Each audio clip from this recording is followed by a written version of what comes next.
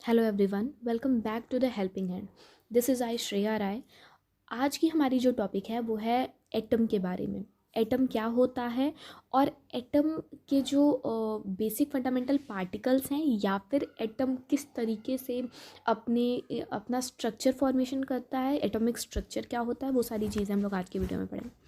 दोस्तों, एटम जो टॉपिक है ये एक ऐसा टॉपिक है जो किसी भी स्पेसिफिक क्लास के लिए इम्पॉर्टेंट नहीं है, बल्कि जिन भी लोगों ने केमिस्ट्री ऑप्ट किया हुआ है उन्हें हर एक लेवल पे एटम के बारे में जानकारी मिलती रहती है, चाहे वो लो लेवल पे हो या फिर वो स्टैंडर्ड लेवल पे हो। लेकिन बेसिक कॉन्सेप्ट एटम के बारे में सभी को जानना बहुत ज़्यादा ज़रूरी है। तो मेरी ये वीडियो किसी स्पेसिफिक क्लास के लिए नहीं है, लेकिन सभी के लिए है जिन्होंने भी केमिस्ट्री को ऑप्ट किया है। Okay, so let's start the video. लेकिन वीडियो स्टार्ट करने के पहले मैं आप लोगों को बता दूं कि अगर आप लोग मेरे चैनल पे नए हैं और अभी तक आप लोगों ने चैनल को सब्सक्राइब नहीं किया है तो do subscribe the channel please, and do not forget to press the bell icon.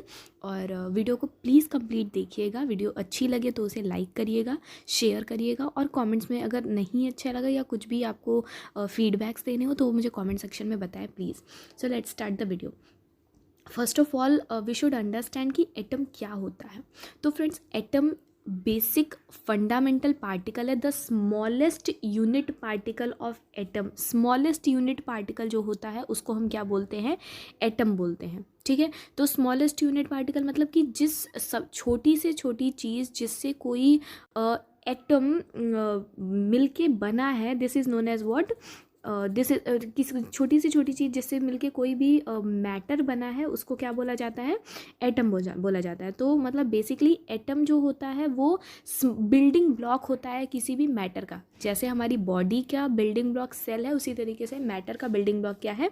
Atom है। ठीक है, एटम जो होता है वो एक दूसरे के साथ केमिकल कॉम्बिनेशन करके मॉलिक्यूल्स का फॉर्मेशन करता है, और मॉलिक्यूल्स एक दूसरे के साथ जब कॉम्बिनेशन करता है तो वो मैटर यानी कि कंपाउंड्स, पदार्थ का फॉर्मेशन करता है। ठीक है, तो सबसे स्मॉलेस्ट पार्टिकल कौन सी हो गई? एटम हो गया। एटम जो है they contain three fundamental particles. One is electron, second is proton and the third is neutron. तीन फंडामेंटल पार्टिकल्स एटम कंटेन करता है, इलेक्ट्रॉन, प्रोटॉन और न्यूट्रॉन। इलेक्ट्रॉन्स हमेशा पॉजिटिव चार्ज का होता है, सॉरी, इलेक्ट्रॉन हमेशा निगेटिव चार्ज का होता है, प्रोटॉन हमेशा पॉजिटिव चार्ज का होता है, और न्यूट्रॉन के ऊपर कोई ओवरऑल चार्ज नहीं होता।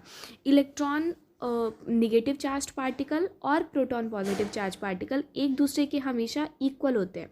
तो एक बहुत इंपॉर्टेंट फॉर्मूला यहाँ आप सभी लोगों के लिए जो है वो है कि Z is equal to P is equal to E, यानी कि किसी भी एटम का एटॉमिक नंबर हमेशा उसके नंबर ऑफ प्रोटॉन और उसके नंबर ऑफ इलेक्ट्रॉन के बराबर होता है। Got it? तो atomic number of any atom is just equal to the number of proton which is present in the nucleus and the number of electron which is present in the shell.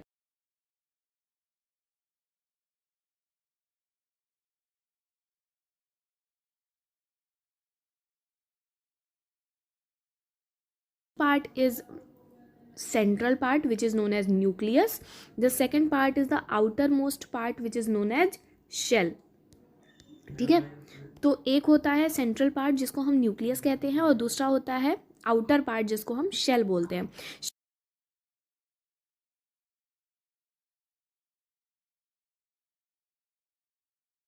Nucleus है उसके अंदर proton और neutron पाए जाते हैं। Proton की positive charge की वजह से और न्यूट्रॉन की न्यूट्रल चार्ज की वजह से। प्रोटॉन क्योंकि पॉजिटिव चार्ज डोमिनेंट हो जाता है, इसलिए पूरा का पूरा न्यूक्लियस जो होता है वो ओवरऑल पॉजिटिव चार्ज का होता है। इलेक्ट्रॉन्स शेल के अंदर रहते हैं और शेल निगेटिव चार्ज पार्टिकल होता है because of the presence of electron, क्योंकि इलेक्ट्रॉन निगेटिव चार्ज पार्टिकल है। अब क्योंकि इलेक्ट्रॉन की वैल्यू और प्रोटॉन की वैल्यू एक दूसरे के बराबर होती है, इसलिए कोई एटम जो होता है वो ओवरऑल न्यूट्रल होता है, इसके ऊपर कोई ओवरऑल चार्ज नहीं लगा होता है because of the same number of electron और सेम नंबर ऑफ प्रोटॉन। ठीक है, तो एटम ओवरऑल न्यूट्रल है। अलग से शेल्स जो होते हैं वो निगेटिव चार्ज के होते हैं इलेक्ट्रॉन के प्रेजेंट होने की वजह से, और न्यूक्लियस जो होता है वो पॉजिटिव चार्ज का होता है प्रोटॉन के प्रेजेंट होने की वजह से। ये पॉजिटिव चार्ज प्रोटॉन यानी कि पॉजिटिव चार्ज न्यूक्लियस और निगेटिव चार्ज इलेक्ट्रॉन जो हैं ये आपस में एक दूसरे के बीच में एक electrostatic force of attraction apply करते हैं, जिसकी वजह से ये इलेक्ट्रॉन जो होता है वो कॉन्टिन्यूअस सर्कुलर मोशन में रिवॉल्व करता रहता है अराउंड द सेल्स, और ये गिरता नहीं है, फॉल डाउन नहीं करता है, because of the electron charge proton positive charge nucleus और नेगेटिव शेल्स के बीच में लगता है, अप्लाई होता है। ठीक है, जिस तरीके से सोलर सिस्टम में सन के चारों तरफ प्लैनेट्स मोशन करते हैं, उसी तरीके से एटम के अंदर न्यूक्लियस के चारों तरफ इलेक्ट्रॉन सेल्स के अंदर क्या करते हैं, मोशन करते हैं। किसी भी केमिकल कॉम्बिनेशन में या transferring of electron, sharing of electron, जो भी प्रोसेस एटम करता है हमेशा इलेक्ट्रॉन्स रिस्पॉन्सिबल होते हैं उस प्रोसेस को करने के लिए। प्रोटॉन का सिर्फ इतना काम है कि वो किसी भी एटम के एटॉमिक मास के लिए कंसिडरेबल होता है। जैसे किसी भी एटम का अगर हमको एटॉमिक मास फाइंड आउट करना है तो we should first find out the mass of the nucleus of that particular atom. जितना उस पर्टिकुलर एटम का प्रोटॉन और न्यूट्रॉन का मास होगा बराबर, उतना ही क्या होगा, उसका एटॉमिक मास होगा। तो atomic mass A is equal to number of proton plus number of neutron of an atom. जितना इसका एटॉमिक मास होता है उतना ही पूरे ओवरऑल एटम का एटॉमिक मास होता है। सो एटम का atomic mass is dependent on the atomic mass of the nucleus. उस एटम का कितना मास कैरी करता है। ठीक है, तो बेसिकली नंबर ऑफ प्रोटॉन और नंबर ऑफ न्यूट्रॉन पे। So this is all about the basic concept of atom. Atom क्या होता है ये हमने जाना, कौन कौन से फंडामेंटल पार्टिकल्स कंटेन करता है ये हमने जाना। इसके बाद हम लोगों ने देखा कि एटम्स के जो दो पार्ट्स हैं, न्यूक्लियस और शेल, उनमें कौन कौन से फंडामेंटल पार्टिकल्स किस तरीके से रहते हैं, उनके कौन से चार्जेस होते हैं, और पूरा एटम कौन सा ओवरऑल चार्ज कंसिस्ट करता है।